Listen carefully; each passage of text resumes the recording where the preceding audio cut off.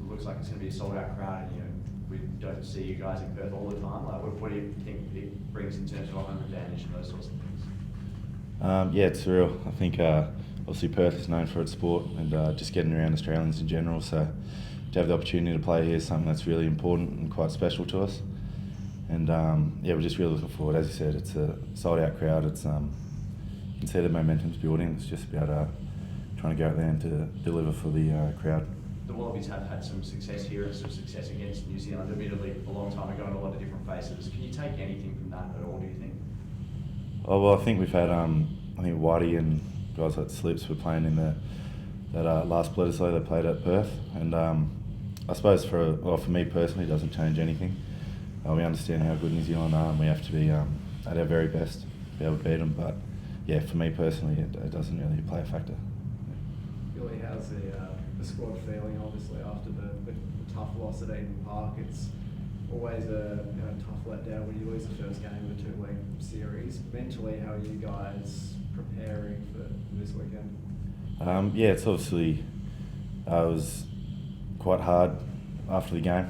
Just it was, all the boys were down, but the beauty of the 2 weeks, as you said, is you get another chance this weekend. So you don't really have time to, I suppose, feel sorry for yourself. You need to get on with the job this week, and that's something that's really exciting for us all, and we're all looking forward to it.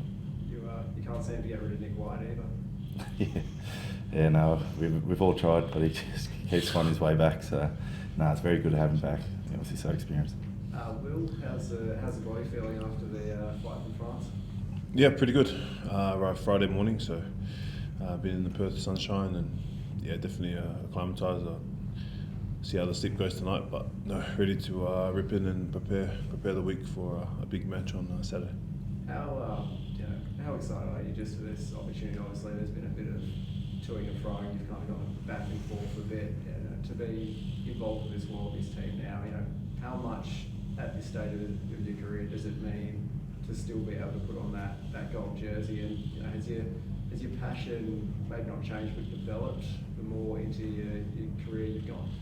Yeah, you could say that. I think the more opportunities you get to play, the more you want to play. It's a privilege to be named in squads. It's a privilege to be around this team, to wear the gold jersey. It's something that all the players in this group love doing, myself included. So yeah, whenever I do get the chance to play, I always try and take it with both hands, and hopefully we can prepare well and have a really good result this weekend. The forward pack mix, particularly from lock through to the loose forwards, it feels like it's been a real area of depth that Wallabies maybe haven't had in previous years. What have you made of the evolution of that group? Yourself, Rob Valentini's come back this week, Jeremy Williams, Nick Frost has had a really good season. What have you made of the overall, balance and competition within those ranks? I think it's great. You see it just at training, how hard we compete, how hard training is. We try and get the best out of each other, and we're all pretty close. We're a pretty tight-knit group. We're connected, and you can see that on the weekend. We didn't get the result, but we fought as hard as we could to bring that game back. You talk about depth. Yeah, we've got guys in every position. You take out Bobby, you got hoops. Luke Khan doesn't play. Canham can jump straight in. Nick Frost, Jeremy Williams have been playing great footy, and it puts a bit of burden, and not burden, but it's another opportunity for myself to come in and try and add and add to the squad, not just be a part of it. Try and be better, bring intensity, bring physicality. That's what the squad needs, and that's what we've had the last few weeks. So it's great to be back, and yeah, it'll be a good week. It's quite a unique situation, obviously having a 2-game series. Does it change your mindset? I guess we'll start with you, Will. Does it change your mindset knowing that you can't actually win the series? Does it alter anything at all, or is it still held over? Yeah, I think the rugby championship's still up for grabs, and that's been going for almost 7-8 weeks now. Started in South Africa for us, and there's still a lot to play for. And then also playing in the jersey, we've got guys who have, a guy like Slips who played 150 games for his country. We want to make everyone in Australia proud of what we do and how we play footy. So the series, that the Bledisloe might be gone, but we're definitely putting everything we can into winning this rugby championship, and that will start today in today's training, and then we'll build the week nicely so that we can really be at our peak come Saturday. And for yourself, Julie? No, yeah, as I said, I don't think it changes too much at all. There's a lot of pride when you put on the jersey, so regardless of the team selected, everyone just wants to go out and do their absolute best, so no, nothing changes. And we heard Joe post-match call for a more disciplined effort this weekend. What needs to be done during the week to make sure you can actually finish the job? Because you got close last weekend. I think it just all starts at training for us. I know you probably have heard that before, but it's just a matter of doing the 1%ers right at training, just making sure whether it's onside or getting the ruck right, it doesn't really matter. It's just about nailing those fundamentals that we have in our game and make sure that transfers onto the field. Happy though. Guys, time for a couple of questions online if there's anyone that wants to ask a question online. Thanks, Johnny. I think you're on mute. Sorry, mate. Sorry, Johnny, you're on mute, mate. Sorry, lads. Just a quick one. Will, how has it helped with Ronan O'Gara and also the understanding he's shown, he's worked with you, and his relationship with Joe Smith? Has that maybe helped things a bit with you more than, because you're always caught in the middle, you want to do the best for both sides? Just wondering how that relationship has maybe helped you be here. You're gonna have to talk to Rog and talk to Joe there with how their relationship is. I'm just happy to be back. Like I've said, I love being in this environment. It is the highest point that you can in international rugby, to play for your country. In rugby, and yeah, I think it's credit to Joe and Rog keeping an open dialogue and into when I can play, when I can't play, and no, I'm really happy to be here and ready to rip into this week. Just final question from me, Will. How has it been for you? I know you haven't been able to play as many games as you'd like to in La Rochelle. How do you click straight back into Wallabies mode, having just got yourself used to a different language, different climate, everything else? Monday, how do you get straight back into Wallabies land?